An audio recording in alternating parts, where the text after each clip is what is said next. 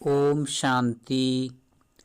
आइए सुनते हैं प्यारे बाप दादा के 8 फरवरी 2023 के साकार मधुर महावाक्य। मीठे बच्चे, तुम ब्राह्मण ही गार्डली स्टूडेंट हो। तुम्हें बाप ने रचता और रचना का ज्ञान देकर मास्टर जानी जानन हार बनाया है। अभी तुम सब कुछ जान जाते हो। प्रश्न है, दूसरों को समझाने की फलक किन बच्चों में रहेगी? उत्तर, जिनके पास ज्ञान की पूंजी है, जो स्वयं हर बात को समझकर धारण करते हैं, वही दूसरों को फलक से समझा सकते हैं। तुम्हें फलक से सबको बाप का परिचय दे उनसे वर्षा लेने की विधि बतानी है। गीत बजा है, तकदीर जगाकर आई हूँ। ओम शांति। वास्तव में यह गीत गाने की जरूरत नहीं है, परंतु बहलाने के लिए यह आवाज करना पड़ता है। वास्तव में आत्मा को आवाज करने की दरकार नहीं। आत्मा तो आवाज से परे निर्वाण धाम जाने चाहती है। बहुत बाजे गाजे तालियां आदि सुनकर आत्मा थकी हुई है, इसलिए अब बाप को याद करती है। हे भगवान, मुझे ले जाओ। बच्चे जानते हैं यह बाप हमको समझा रहे हैं। जैसे घर में बाप और दादा दोनों बच्चे बच्चे कहते हैं। दादा ऐसे नहीं कहेंगे कि पोत्रे इधर आओ, दोनों ही कहेंगे बच्चे इधर आओ। यहाँ तो बाप और दादा साकार और निराकार दोनों इकट्ठे हैं। वास्तव में सभी मनुष्य मात्र का यह बाप और दादा है। तो जरूर परम पिता परमात्मा को सृष्टि रचने आना पड़े। तुम्हारा नाम बहुत अच्छा रखा हुआ है, ब्रह्मा कुमार कुमारियाँ। आबू में भी अधर देवी और कुमारी कन्या के मंदिर हैं, तो एक कन्या तो नहीं होगी ना? जरूर बहुत होंगे। दोनों का अलग अलग मंदिर है। अधर कुमारी किसको कहा जाता है, कुंवारी कन्या किसको कहा जाता है, यह तो तुम ही जानते हो। यह है शिव शक्तियाँ। अंदर बहुत बड़ा मंदिर बना हुआ है, बहुत कोठरियाँ हैं।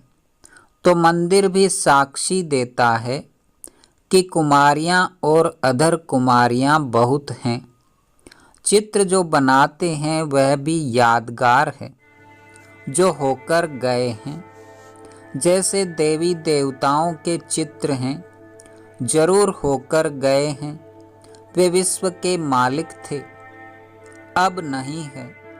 विश्व के रचता ने ही भारत को विश्व का मालिक बनाया। कैसे? सो अब प्रैक्टिकल बन रहे हैं।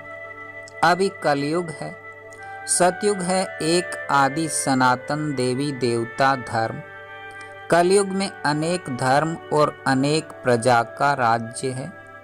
तुम बच्चे जब सुनते हो तो समझते हो बाबा यथार्थ रीति ठीक समझाते हैं, परंतु कोई कारणवश हमको धारण नहीं होती है, इसलिए औरों को भी धारण नहीं करा सकते हैं।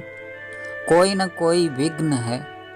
हम डल स्टूडेंट हैं। बाकी बाप तो बहुत अच्छी रीति समझाते हैं।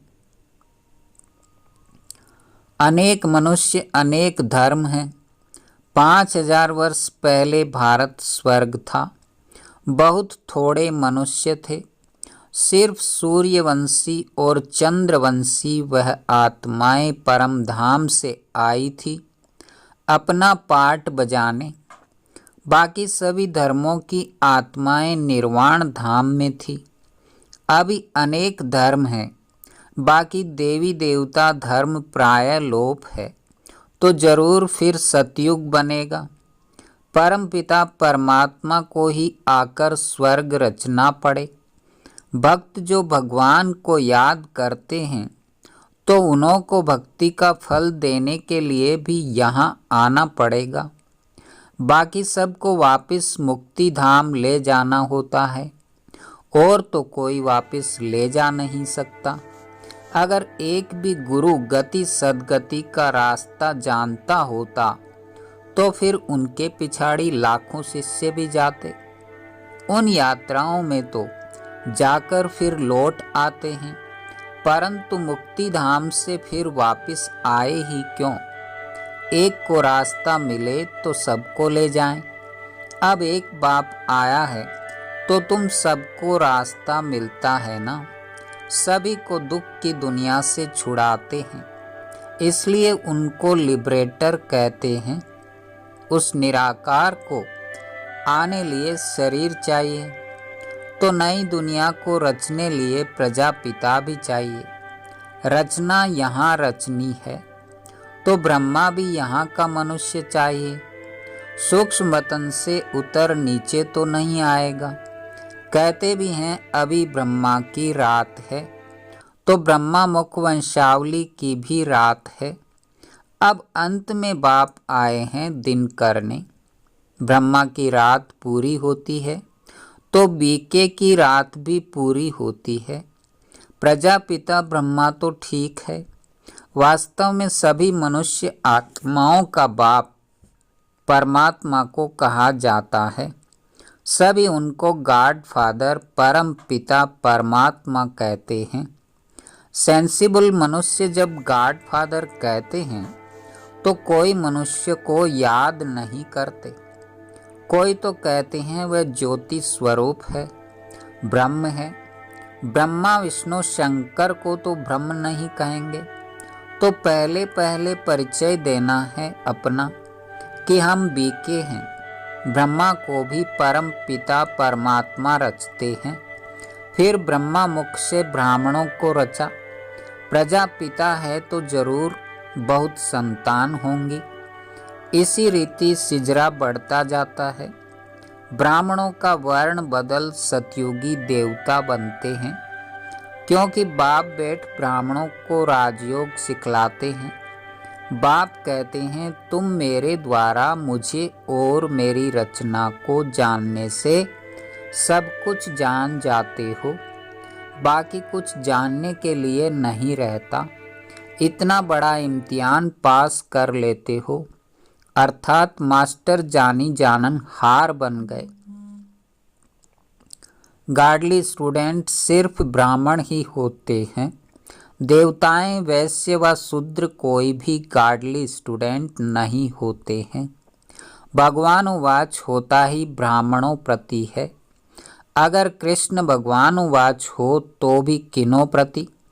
जरूर ब्राह्मण चाहिए। तो प्रजापिता द्वारा ब्राह्मण रचते हैं। रुद्र ज्ञान यज्ञ भी ब्रह्मा ही रचते हैं। कृष्ण ज्ञान यज्ञ तो कभी नहीं कहते। तो पहले पहले समझाना है कि हमको पढ़ाने वाला स्वयं परमपिता परमात्मा है, जो ही ज्ञान सागर है। वही हमारा बाप टीचर सतगुरु है। फिर इसमें कोई उल्टा सुल्टा प्रश्न उठाने की दरकार ही नहीं। इतने ढेर बीके हैं, कोई एक दो नहीं है। पहले पहले पढ़ाना ही अल्प है। अल्प बिगर मनुष्य कुछ भी जान नहीं सकते। उन्हों को समझाना चाहिए कि परम पिता परमात्मा शिव ब्रह्मा मुख द्वारा ब्राह्मण रच रहे हैं। अकेला ब्रह्मा तो रचता नहीं है। यह पॉइंट्स धारण करने की है। बाबा के पास ज्ञान है तो तुमको डिलीवरी करते हैं।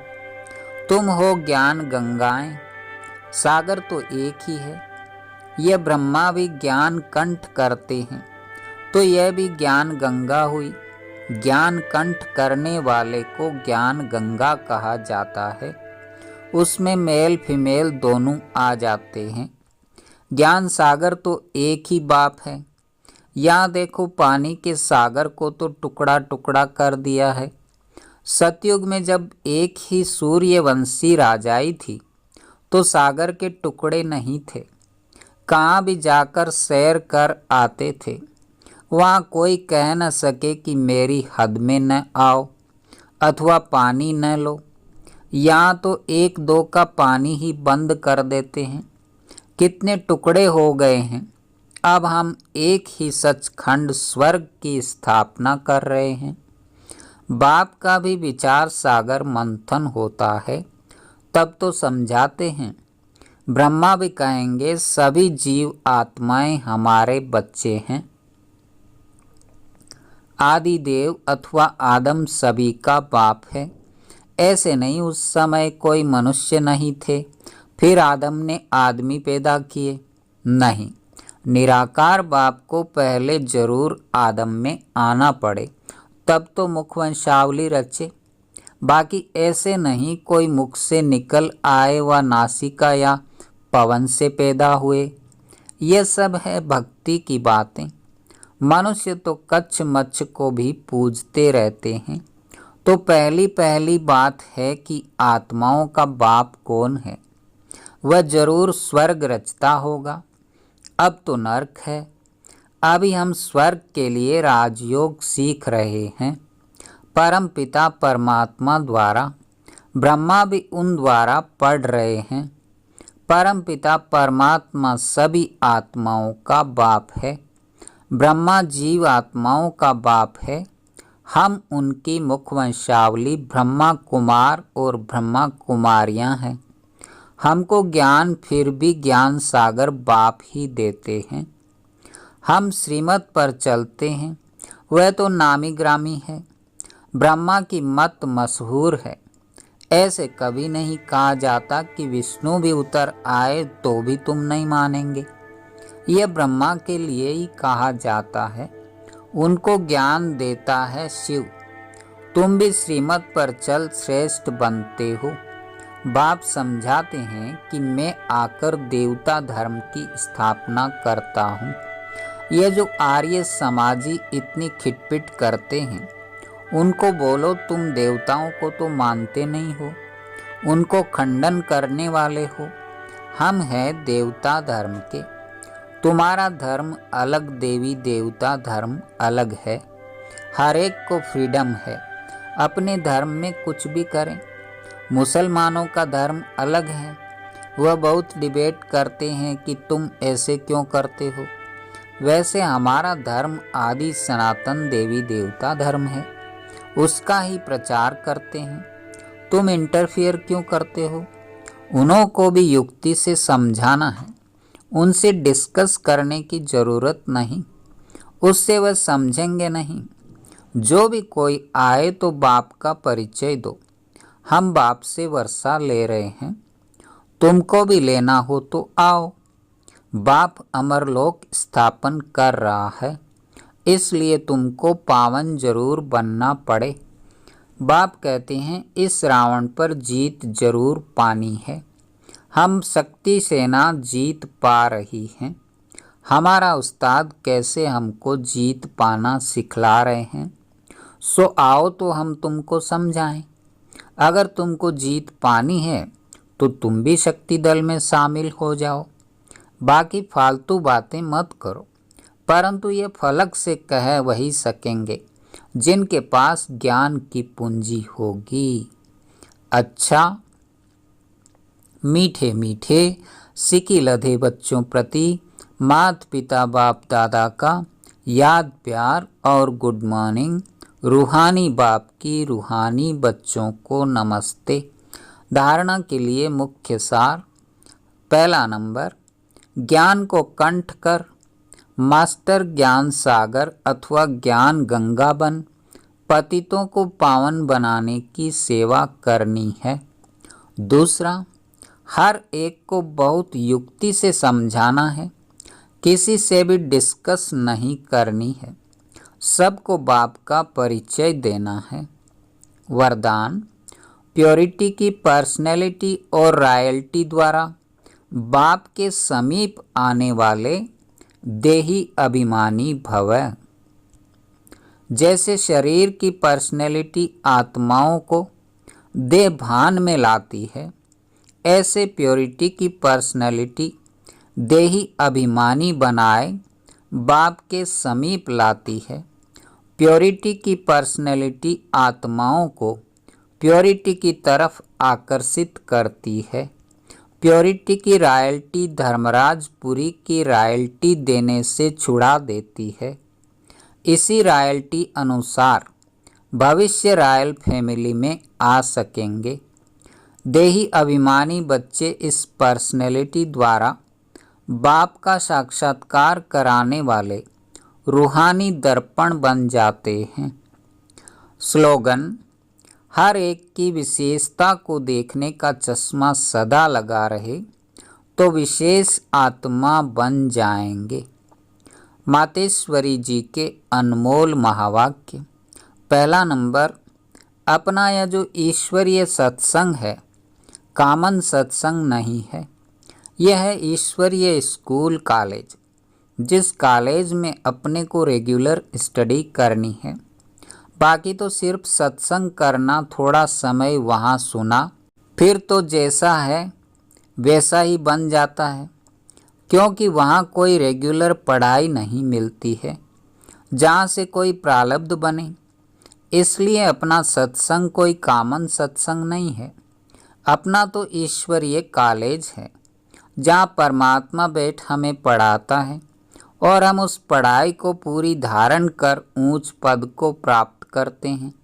जैसे रोजाना स्कूल में मास्टर पढ़ाए डिग्री देता है, वैसे यहाँ भी स्वयं परमात्मा गुरु पिता टीचर के रूप में हमको पढ़ाए सर्वोत्तम देवी देवता पद प्राप्त कराते हैं।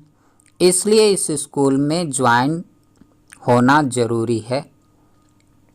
यहाँ आने वाले को ये नॉलेज समझना जरूर है यहाँ कौन सी शिक्षा मिलती है, इस शिक्षा को लेने से हमको क्या प्राप्ति होगी। हम तो जान चुके हैं कि हमको खुद परमात्मा आकर डिग्री पास कराते हैं और फिर एक ही जन्म में सारा कोर्स पूरा करना है। तो जो शुरू से लेकर अंत तक इस ज्ञान के कोर्स को पूरी रीति उठाते हैं वो फुल पास होंगे। बाकी जो कोर्स के बीच में आएंगे वो तो इतनी नॉलेज को उठाएंगे नहीं, उन्हों को क्या पता आगे का कोर्स क्या चला। इसलिए यहाँ रेगुलर पढ़ना है। इस नॉलेज को जानने से ही आगे बढ़ेंगे, इसलिए रेगुलर स्टडी करनी है। दूसरा पॉइंट, भगवान उवाच बच्चों के प्रति। बच्चे, जब परमात्मा खुद इस सृष्टि पर उतरा हुआ है तो उस परमात्मा को हमें पक्का हाथ देना है, लेकिन पक्का सच्चा बच्चा ही बाबा को हाथ दे सकता है। इस बाप का हाथ कभी नहीं छोड़ना। अगर छोड़ेंगे तो फिर निधन का बन कहाँ जाएंगे। जब परमात्मा का हाथ पकड़ लिया तो फिर सूक्ष्म में यह संकल्प नहीं चाहिए कि मैं छोड़ दूं, व संशय नहीं होना चाहिए पता नहीं हम पार करेंगे व नहीं। कोई ऐसे भी बच्चे होते हैं जो पिता को न पहचानने के कारण पिता के भी सामने पड़ते हैं और ऐसे भी कह देते हैं हमको कोई की भी परवाह नहीं है। अगर ऐसा ख्याल आया तो ऐसे न लायक बच्चे की संभाल पिता कैसे करेगा। फिर तो मानो कि गिरा, क्योंकि माया तो गिराने की बहुत कोशिश करती है, क्योंकि परीक्षा तो अवश्य लेगी कि कितने तक योद्धा रुस्तम पहलवान हैं। अब यह भी जरूरी है जितना जितना हम प्रभु के साथ रुस्तम बनते जाएंगे उतना माया भी रुस्तम बन हमको गिराने की कोशिश करेंगी। जोड़ी पूरी बनेगी। जितना प्रभु बलवान है तो माया भी उतनी बलवानी दिखलाएगी। परंतु अपने को तो पक्का निश्चय है आखरीन भी परमात्मा महान बलवान है। आखरीन उनकी जीत है। श्वासों श्वास इस विश्वास में स्थित होना है। माया को अपनी बलवानी दिखलानी है। वह प्रभु के आगे अपनी कमजोरी नहीं दिखाएगी। बस एक बारी भी कमज़ोर बना तो खलास हुआ। इसलिए भल माया अपना फोर्स दिखलाए, परंतु अपने को मायापति का हाथ नहीं छोड़ना है। वो हाथ पूरा पकड़ा तो मानो उनकी विजय है। जब परमात्मा हमारा मालिक है तो हाथ छोड़ने का संकल्प नहीं आना चाहिए। अगर हाथ छोड़ा तो बड़ा मूर्ख ठहरा।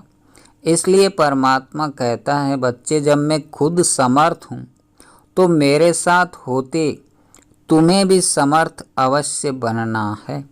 समझा बच्चे? अच्छा, ओम शांति। ओम शांति।